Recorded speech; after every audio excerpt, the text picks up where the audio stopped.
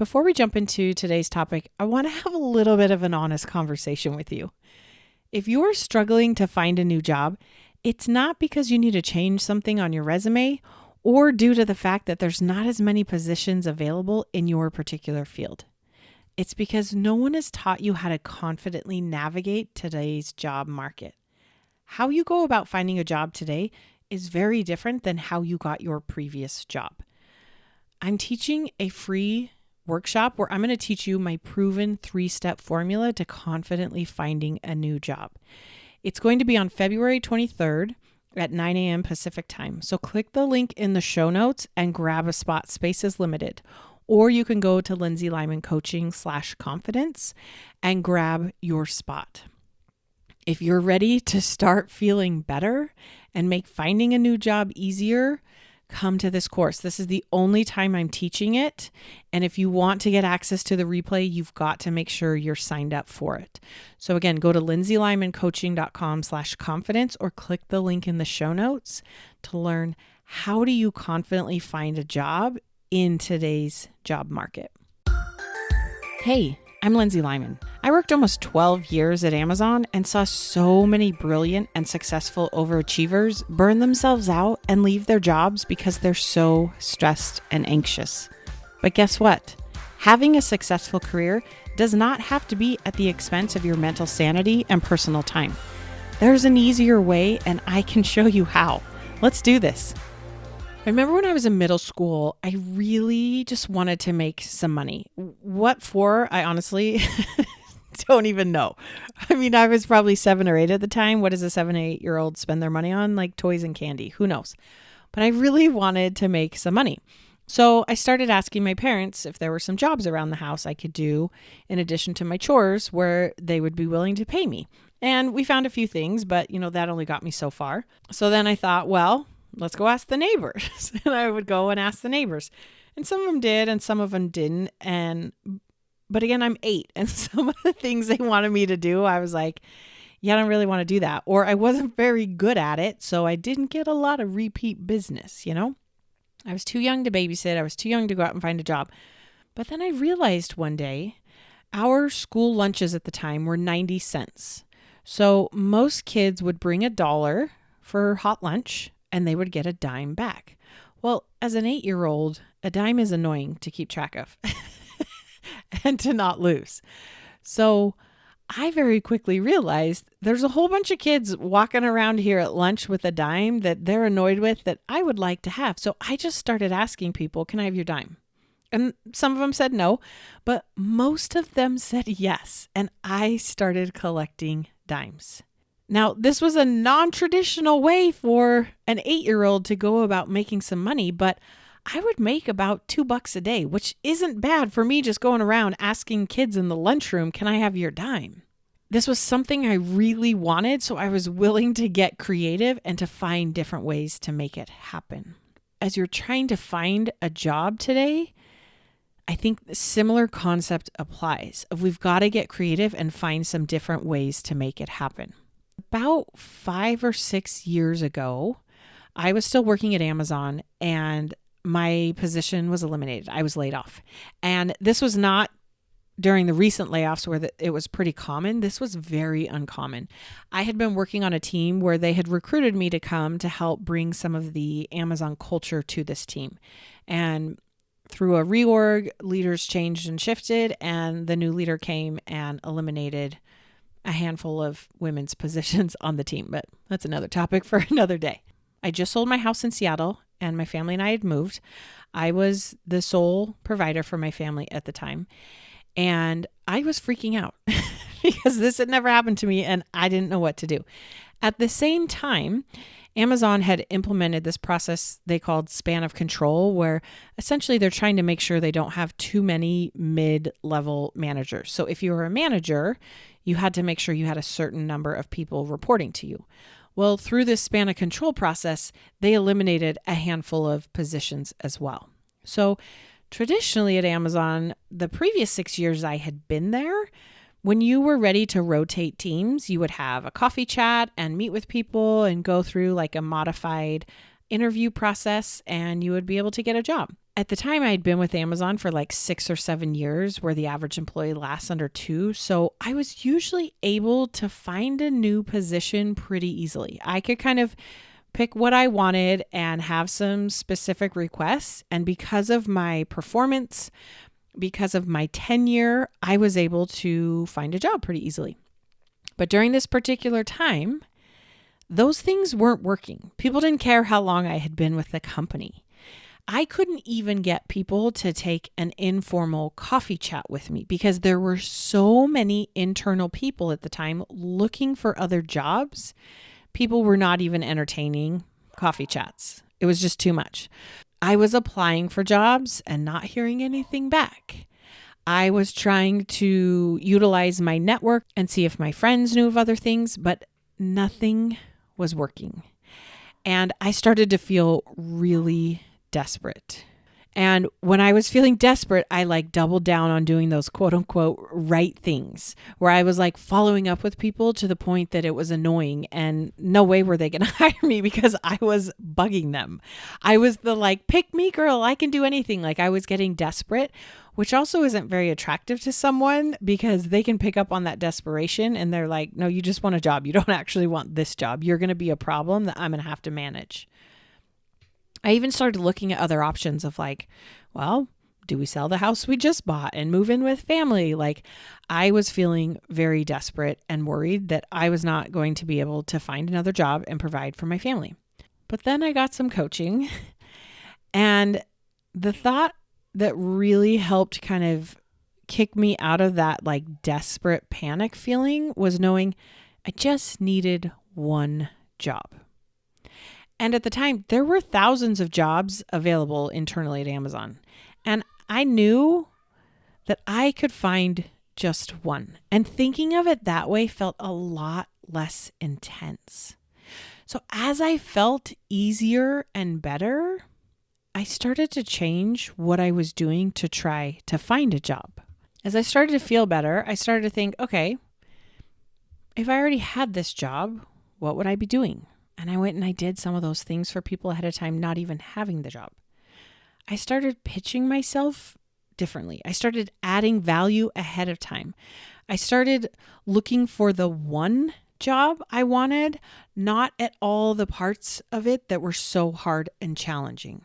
I got out of the chat rooms and stopped talking to other people that were panicking and freaking out looking for a job. And I worked really hard at getting that narrative out of my head.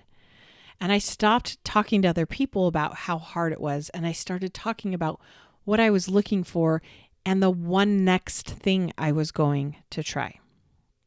Through that process, I was able to find another job at Amazon. And not everyone that was looking for a job internally did. But if you find yourself looking for a new job, feeling panicked because 1, you don't have a job, or 2, you hate your current job so bad you just will do anything to get out, here's what I want to offer to you to think about. The worst thought you could be having and telling yourself is it's so hard to find a job in today's job market. There is zero benefit to thinking that. There is zero, like not an ounce of goodness is going to come from that. Whether it's true or not doesn't matter. You know who doesn't believe it's super hard to find a job in today's market? People that are getting jobs. I go on LinkedIn almost once a day, and every single time my feed refreshes with someone announcing that they just got a job. People are getting hired. They are not the ones thinking it's so hard to find a job in today's market. But here's the thing. If you find yourself stuck in that belief pattern, your brain wants to believe it so badly for a couple reasons. Okay. 1, your brain would rather be right than feel good. And if you're on a lot of social media sites or networking sites, there's a lot of people out there talking about how hard the job market is today, giving you reason to believe the narrative that your brain keeps telling you this is hard. So your brain really would rather be right than feel good. So it's trying to prove itself right. So the more you think the thought, the job market's hard, the more your brain is going to work to prove that. Your brain also wants to justify if you haven't found a job yet, or if you've been applying and none of them have worked out. It's so much easier to blame the job market than to feel like you have to blame yourself. So partly it's also your brain's way of trying to preserve itself and make itself feel good. It's okay. It makes sense. Like, we don't want to beat the crap out of ourselves if we're not getting jobs and it's not working out, but your brain just wants to blame something. So it's going to try to keep helping you believe this thought. It's a hard job market right now. The third reason your brain wants to believe this so badly is because you have a mindset of scarcity, of there's not enough. There's not enough jobs. There's not enough money. There's not enough promotions or titles or scope or people to manage or opportunities.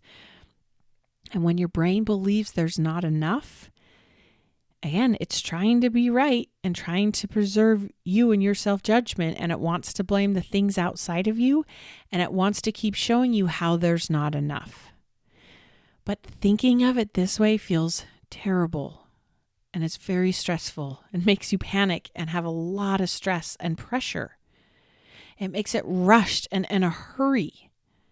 And you know what happens when that's how you're feeling? We do crazy things. Look at people during the pandemic that went out and bought months and months worth of toilet paper. People were nervous. They were feeling scared. They were feeling pressure. They were feeling worried there wasn't going to be enough. So they were buying up as much toilet paper as they could. Where logically, if everyone just bought the amount of toilet paper they needed, there would be enough. The toilet paper industry is very good at understanding supply and demand. But when demand spiked and increased because of scarcity thinking, people were doing crazy things. I see this as well today. I really enjoy baking, and I like to bake with a particular flour called kamut, which if you've never used, you should use it. It's so delicious. And the food nanny, whom I love and follow, she sells kamut flour, and I like buying it through her and supporting her and her business.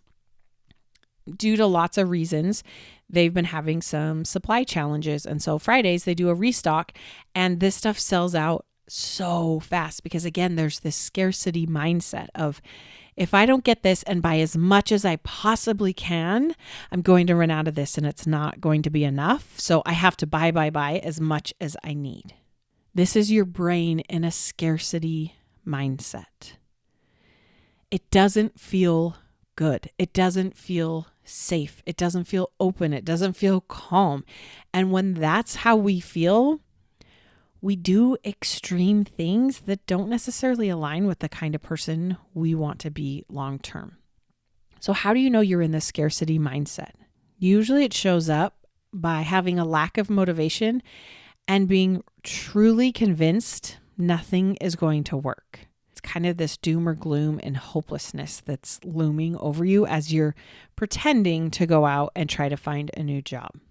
You know you're in a scarcity mindset around finding a new job when you're just desperate to take a job that maybe you're overqualified for or you're underpaid for, and you just feel like you're stuck in that job no matter what. I think it's different if you take an interim job to try to get to where you want to go, but the scarcity mindset comes from like, this is all I can get. I have to take this and now I'm stuck here. You know you're in scarcity mindset when you feel so overwhelmed you don't even start or really work on finding a new job. And this one is like my biggest giveaway that I'm in a scarcity mindset is when my brain is telling me all of the buts, right? So someone will say, oh, have you tried this? And you're like, yeah, but, and your brain has a million excuses as to why it's not going to work. So some of the buts I've heard lately from my clients as they're trying to figure out how to change their careers or get new jobs.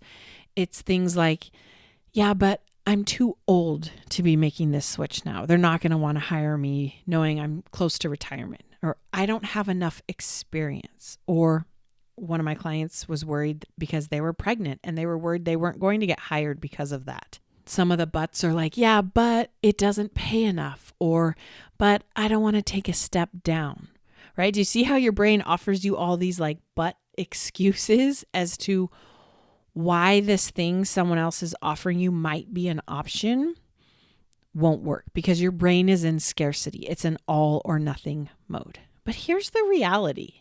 Guess what? There's a job out there for you. There really is. And you only need one job. We just got to go find it. That's okay. You know what else is true? Finding a job, it's easier than ever. Hear me out, okay? You can be in your bed, in your pajamas, looking like a hot mess. And guess what? You can go online and search and find thousands of jobs available. You don't even have to get out of bed. You can research companies and even the people you're going to talk to. You can network through people who you know through online networks, and find people who know these people you're going to be interviewing with. You can create content and market and sell yourself every day through dozens of different platforms. It's easier than ever. You can learn about the interview process and what to expect from hundreds of other people that have already been through it. In fact, they will even give you exact questions that will most likely be asked and allow you to prepare for it. You can do all of this online. You don't even have to travel and meet in person to interview and apply for these jobs. Like, did you know it's actually easier than ever to find and get jobs these days? But you've got to get your brain out of this "it's so hard to find a job" thought pattern. Stop being mad that the step-by-step process is changing. Good employees, they know how to take an existing process, be agile and flexible with the changes, and go and make it work. Because guess what? You cannot control the game. So stop trying. Stop trying to get the specific step-by-steps to get there. What you can control is you. And guess what, my friend? You're the prize. That is within your control. It comes down to having the self-confidence to believe you can do this job. They're crazy not to hire you, and something's going to work out. It comes down to believing in the value and skills that you offer. That's it. But if you find your brain stuck in this scarcity thought loop, that is where your brain is going to keep focusing. You've got to redirect it to something that feels more empowering. I'm not saying to think positive. Finding a new job, it's work. There's a lot of rejection and vulnerability that comes into it. 100% agree with that. But it's not doom and gloom. You're not stuck. You're not out of options. Finding a new job these days is easier than ever. You have so many resources and tools available to you. All you need is one job. I guarantee in the whole world, there's one job out there for you. So practice redirecting your brain there and start taking action from that place. As I mentioned at the beginning of this podcast, I'm offering a one-time only free workshop where I'm going to walk you through my proven 3-step formula of how do you have that self-confidence to go out and find a new job. So if you didn't do it at the beginning, I would encourage you to do it now. Go to lindsaylymancoaching.com/confidence or click the link in the show notes and sign up for this free workshop to learn the proven 3 steps so that you can start feeling better and more hopeful, and for it to be a little bit easier as you're trying to find this new job. It's out there. We just got to get you to feeling better so that you go out there and find it and show up as you. Because the more you're you, the more likely you are to get hired. All right, y'all. You're amazing. You got this. We'll talk soon. If what you're learning from this podcast is helping, this is just the beginning. Each week, I offer a limited number of coffee chats so that you and I can connect one-on-one and talk specifically about what's going on for you. You'll leave this call feeling more hopeful and motivated, but I'm also going to teach you a few things to try right away to get unstuck. Space is very limited and these are free, so grab your spot before they're gone. Click the link in the show notes or go to lindsaylymancoaching.com/chat and sign up today. You got this.